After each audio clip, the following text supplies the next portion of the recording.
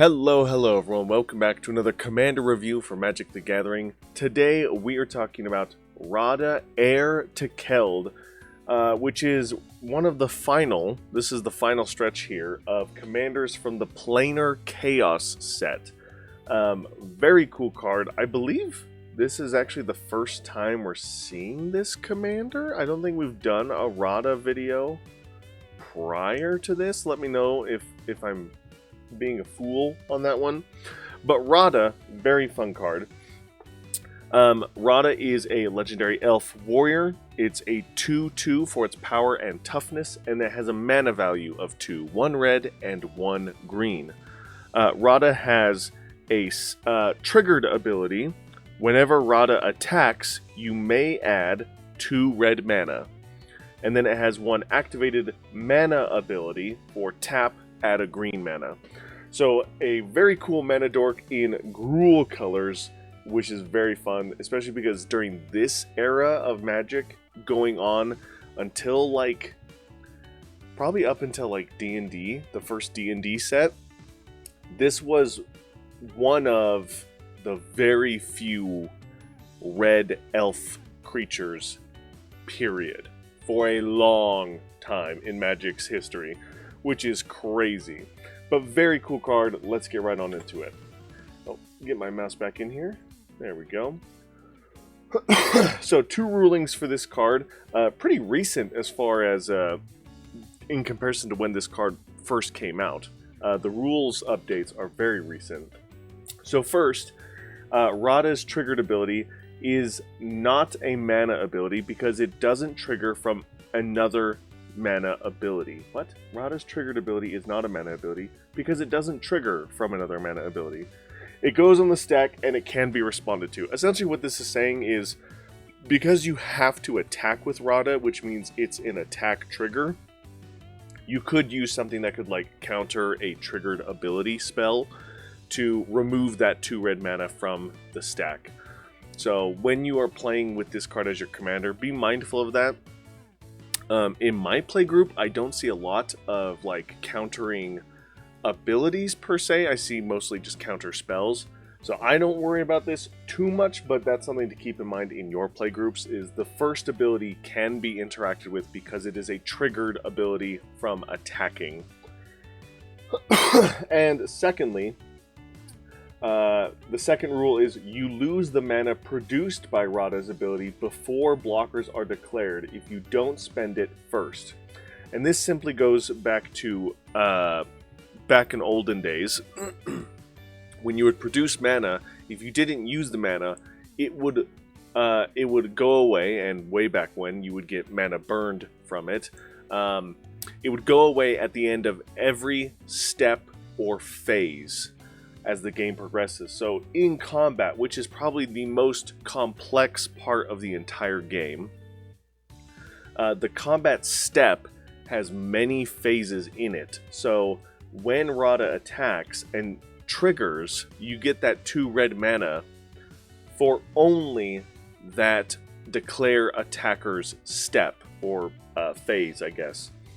It's very much old school firebending. This is really nice, that firebending from the Avatar The Last Airbender set, just coming out just recently.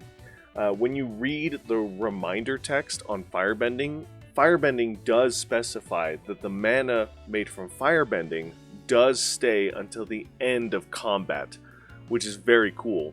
It's an upgraded version of this original mechanic. But because this is an old school card, before firebending ever came to be, it only lasts until the end of the declare attacker's step. So when you make that 2 mana, you got to use it during that step before your opponents declare blockers, or else you're going to lose that mana.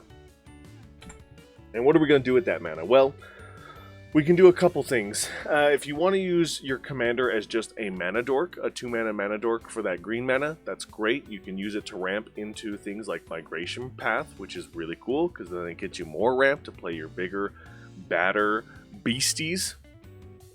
Or, one of the cool things about this card in particular is it has cycling. Cycling 2 to be exact.